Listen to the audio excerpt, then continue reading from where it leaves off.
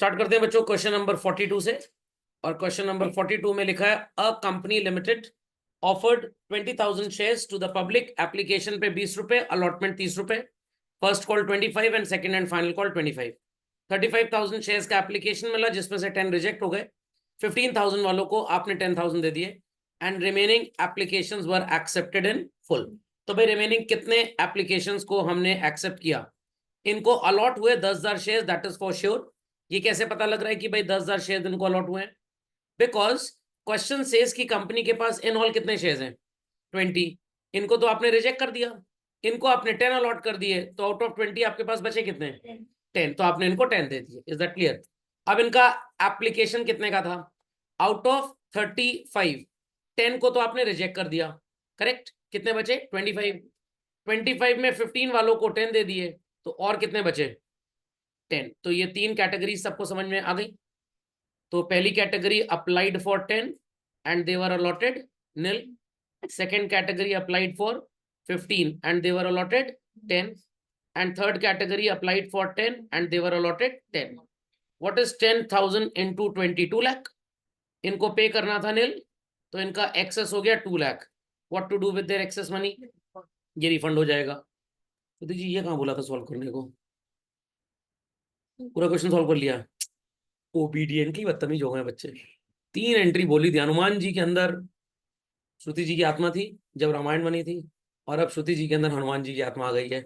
संजीवनी बूटी लाने को बोला था, पूरा पहाड़ा लेके चली गई। चलिए, 15,000 शेयर्स पे 20 रुपए के रेट से कितना पैसा आया होगा भाई? 3 लाख। और देना कितना था इनको? 2 लाख। तो कितना एक्सेस हो गया? 1 लाख। अब थोड़ा सा होल्ड करना है आपको। नेक्स्ट, ये लोग एप्लीकेशन के बाद कौन सी स्टेज पे करेंगे? Allotment eight the rate of 30 on how many shares? 10,000। तो 3 लाख रुपए मिल रहा है, बट हमारे पास एक्सेस कितना पड़ा हुआ है? 1 लाख। तो कितना पैसा मांगेंगे? 2। कितना नहीं मांगेंगे? 1। यही वाला 1 लाख एडजस्ट हो जाएगा। समझ में आ गया? तीसरी वाली कैटेगरी में no problem, 2 lakh. 2 lakh excess is nil, ये सब कुछ आएगा ही नहीं। समझ में आ गया? टोटल आप करना चाहते हैं तो कर लीजिए, वैसे कोई खास प्रॉब्लम नहीं है यहाँ पे। इस कॉलम का तो कोई काम ही नहीं है, इसका भी हमको कोई खास काम होता नहीं है। 3 2 5 2 7। चेकआउट पहली entry, bank account debit to equity share application, it's 7 lakh rupees if I am not wrong. कैसे कैलकुलेट करेंगे आप?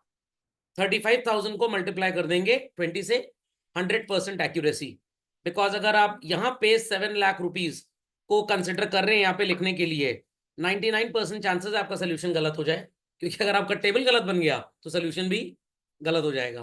But if you take it from the question number of shares applied into application money, तो गलती का chance 0% है। समझिए सब लोग।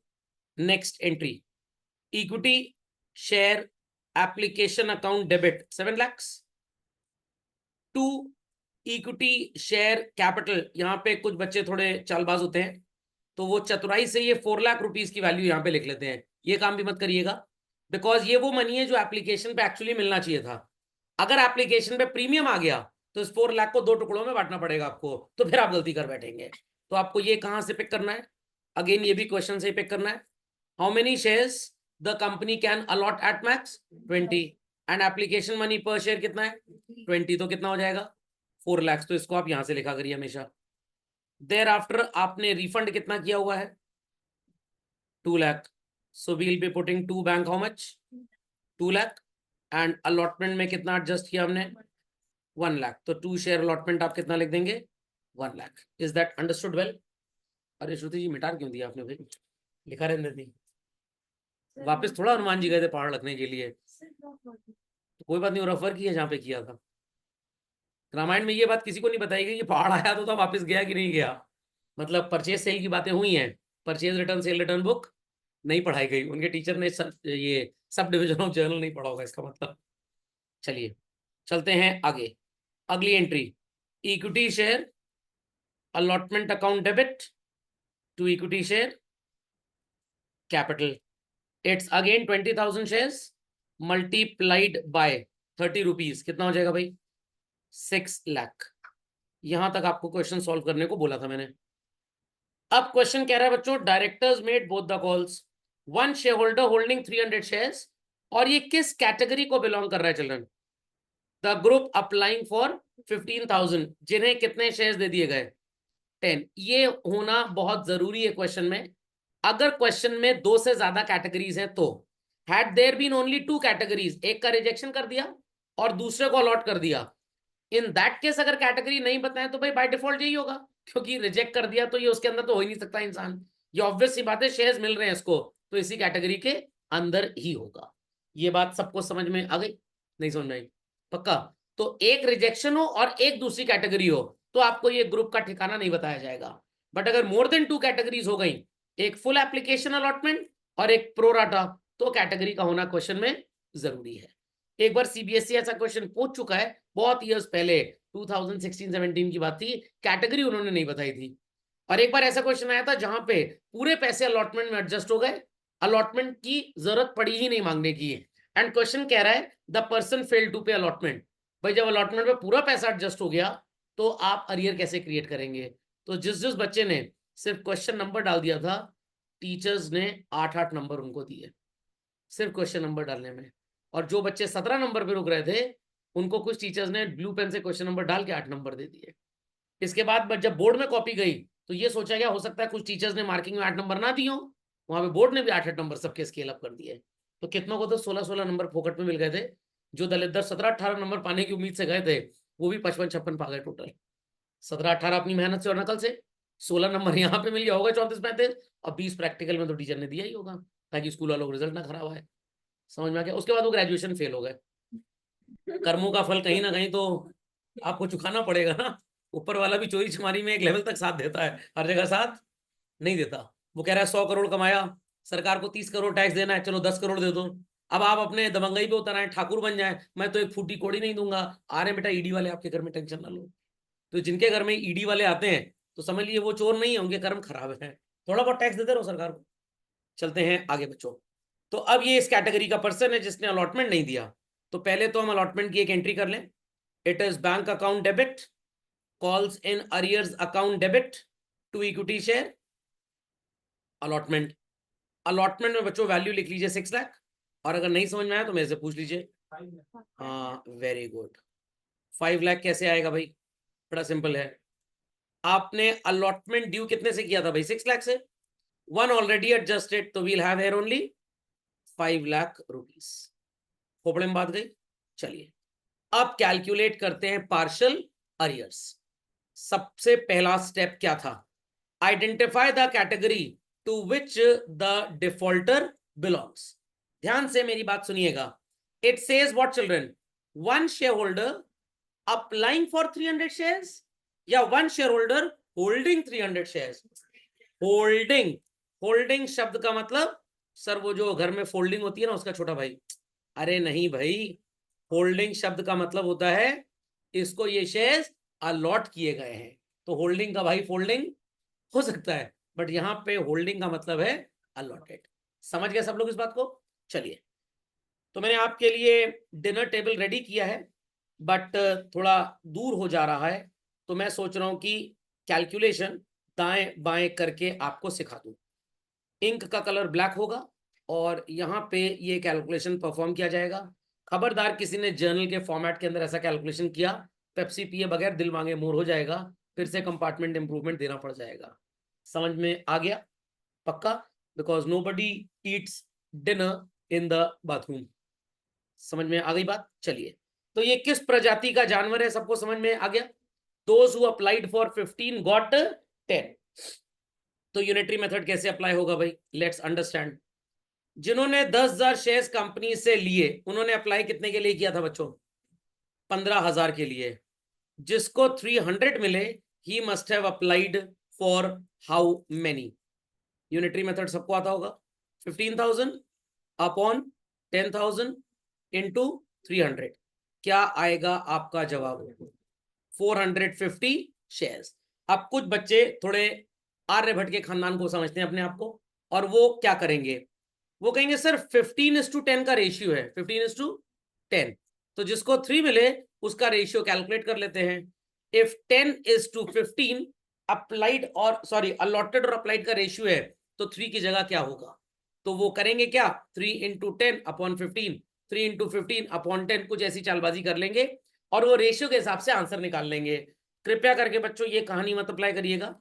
ऐसे क्वेश्चंस आते हैं जहां पे क्वेश्चन आपको बोलेगा these people applied for 14,275 shares and company gave them 9,450 shares।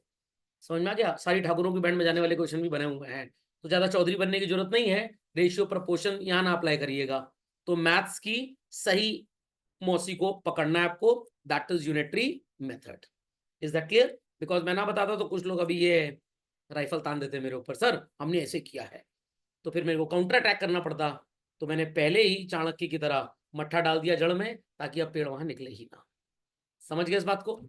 Chanakya वाली स्टोरी तो सुनी होगी आपने, नहीं सुनी? चलिए मेरे स्विस बैंक में 100 करोड़ ट्रांसफर कर दीजिएगा, एक इसका भी लेक्चर रख देंगे। चलते हैं आगे बच्चों।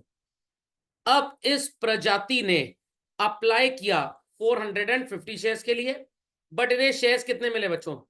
300। 450 शेयर्स पे इन्होंने 20 रुपए के रेट से कंपनी को कितने पैसे दिए? 20। बट 300 शेयर्स पे इनको देने कितने चाहिए थे? 6000। तो this is received, this is actual. कितना पैसा कंपनी के पास इन लोगों का एक्सेस पड़ा हुआ है बच्चों? 3000। Very good. अब 300 शेयर्स पे ये अलॉटमेंट 30 रुपए के रेट से पे करेंगे, if I am not wrong. How much children? 9000। और 3000 रुपए कंपनी के पास ऑलरेडी इसके पहले से जमा है, तो ये कितना पैसा पे करने के लिए लायबल है? 6000। और ये भाग गया, तो अरियर कितने का हो गया बच्चों? 6000 का। बैंक में वैल्यू क्या आएगी? 494। इसके बाद क्वेश्चन जैसे चलता था वैसे ही चलेगा। कॉल के अरियर में आपको इतनी ज्यादा टेंशन होगी ही नहीं। तो I repeat this whole scenario once again, ध्यान से सुनिएगा। We'll calculate the amount received from the defaulter on application ₹9000। कैसे आया? Number of shares applied into application money पर शेयर। मैंने बोला है स्टार्टिंग में जब आप होमवर्क करेंगे बगल में फॉर्मूले वाला पेज रखिएगा, 8-10 क्वेश्चन देख देख के करिएगा, फिर लट जाएगा फॉर्मूला आपको। Okay, then we'll calculate the amount actually due from the defaulter on application। कैसे निकालेंगे? Number of shares allotted, but multiply किससे करेंगे? एप्लीकेशन मनी पर शेयर से। सुनाई पड़ गई बात? 6000 आ गया। दिया है 9, देना था 6। How much is excess children? 3000 rupee. Got it clear? Next they will pay allotment money on 3000 shares at the rate of 30 rupees. How much children? 9000। 3000 already company के पास जमा है, 9000 इनसे लेना है, तो अरियर कितने का हो जाएगा? ₹6000 का। Any doubts? Many doubts on this? आपकी जी समझ गए, वंश जी समझ गए, Aniket, Shashank understood? Yes, sir. सबको ये कहानी समझ में आ गई? तो Yes, in sir. Totality they were supposed to get 5 lakh rupees. 6 नहीं मिला तो कितना मिल गया? 494। अंडरस्टूड? कैसे अरियर्स निकलेगा? ये अरियर आपको किस प्रजाति के लिए कैलकुलेट करना पड़ेगा? Only those children who fail to pay that stage whose partial money gets adjusted in the analysis table. कोई डाउट किसी को यहां तक बच्चों? कोई डाउट किसी को यहां तक? चलिए, let's get down to the next journal entry.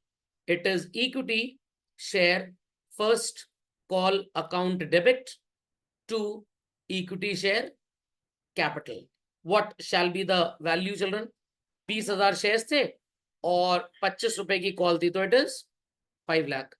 Did we adjust even a single penny on first call बच्चों? नो। बट कुछ लोगों ने फर्स्ट कॉल का पैसा नहीं दिया, बड़े बदतमीज टाइप के लोग थे। तो entry is bank account debit, calls in arrears account debit to equity share first call. दिमाग की बत्ती जलाएं, मेंटोस खाए बगैर, और जवाब दें। This person was holding how many shares? 300। और कॉल कितने रुपए की है? 25 रुपए की। तो arrear shall be how much children? 7500। 5 lakh रुपए टोटल आप क्लोज कर देंगे और बैंक में आएगा 4,92,500। Is that clear? कोई कंफ्यूजन तो नहीं कि सर हमने इस पर्सन के लिए इस तरह का कैलकुलेशन क्यों नहीं अप्लाई किया जो यहाँ पे किया था? बिकॉज इसने अलॉटमेंट का पैसा पार्शली नहीं दिया, आगे का तो इसने पूरा ही नहीं दिया। और ये बात आपको टेबल से समझ में आ जाएगी। Did we adjust anybody's money on call? No. So whosoever is supposed to pay, they will pay whole money of the call or part of the money of the call like allotment, whole money। और अगर भाग गया तो पूरा पैसा लेके भागा है। समझे इस बात को? चलिए next children, it is equity share second and final call account debit to equity share capital. ये भी 25 रुपए की कॉल थी, तो यहाँ पे भी 5 लाख हो जाएगा। And the same repeat entry, bank account debit, calls in arrears account debit to equity share second and final call.